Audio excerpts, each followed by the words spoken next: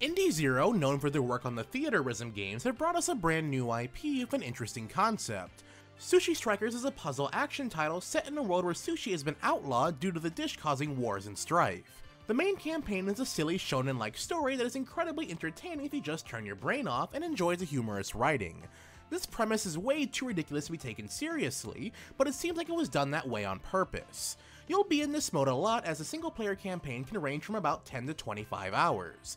It has a lot of meat on it due to the reasonably sized list of levels and missions, although trying to 100% the campaign can become quite tedious at times, as every level needs to be replayed at most 3 times to fully complete them. Tedium aside, the core gameplay is addicting, fast, and very fun.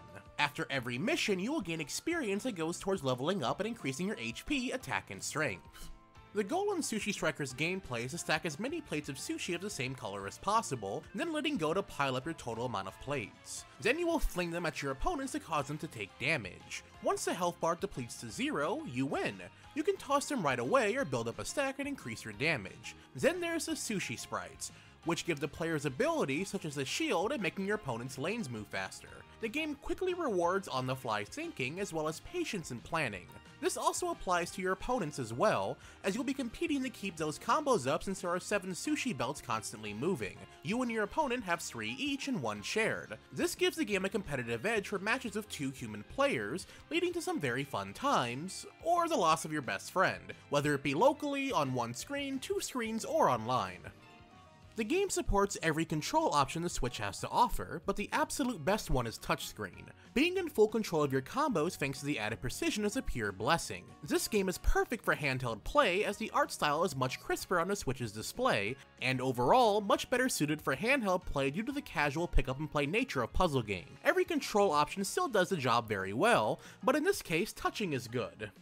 The weakest area of Sushi Striker is the overall presentation. The art direction just doesn't do anything for me, as the faces on many characters are off-putting and the designs are generally not memorable. At first glance, the title looks like a Flash game, which is caused by the art style being too simplistic for its own good.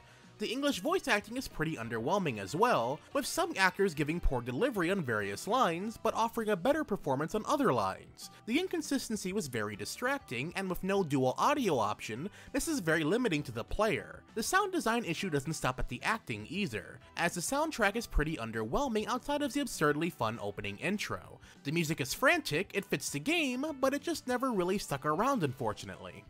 Overall, Sushi Striker offers a fun, frantic experience that shows that any silly premise can be made into something enjoyable. Underwhelming experience of the presentation aside, this game is so much fun. It was almost completely surprising in and of itself with how good this game was. The price of entry is $10 more than the 3DS version, but with no big difference between either version, the choice is entirely up to you. However, $50 USD is a pretty steep price for the title, so try the demo on the eShop and go from there. And that does it for our review. To see the written review, be sure to check out our website, GamingGamma.com. A link to the site will be down in the description bar below. If you have any comments or questions, feel free to leave them down in the comments section.